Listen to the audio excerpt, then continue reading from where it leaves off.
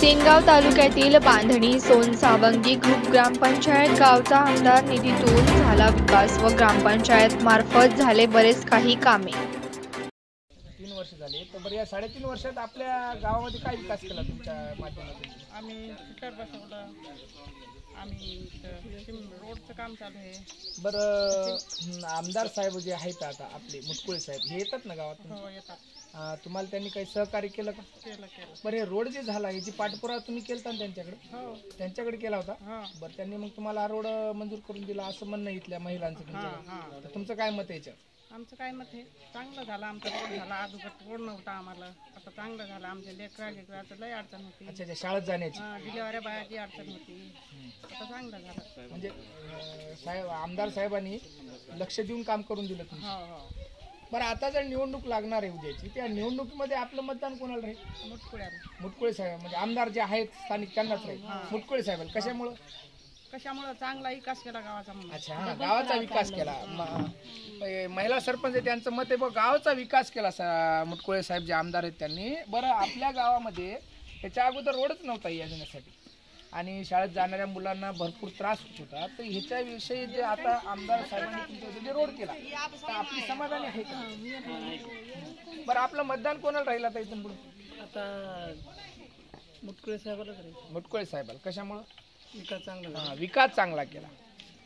मामा, तुम्ही या गावातच राहता? हो, बरे, किती वर्ष झाले या गावात विकास नव्हता अगोदर रोडचा? हे बरेच दिवस झाले. अच्छा, बरेच दिवस झाले. आता हे आमदार साहेबांनी रोड करून दिला. हो, आता बरं आहे का? बरं आहे. आता अजून गावात कामं चालू आहेत. आता रोडचे याचे त्याने दिलेत ना आमदार साहेबांना. आमदार साहेबांना.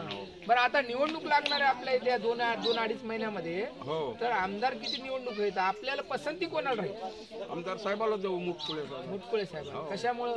की काम चांगलं, विकास बनवलं, केलं चांगलं म्हणून. गावाचा विकास केला तुमचा. हो, बामणी गावामध्ये आमदार तानाजीराव मुटकुळे विधानसभेचे आमदार आहेत विद्यमान. त्यांनी या गावामध्ये भरपूर काही विकास केला आणि ग्रामपंचायतच्या माध्यमातून या गावाचा रोड, रस्ते, पाणी, फिल्टर याचाही भरपूर काही विकास झाला असं गावकरी व सरपंचाचं मत आहे.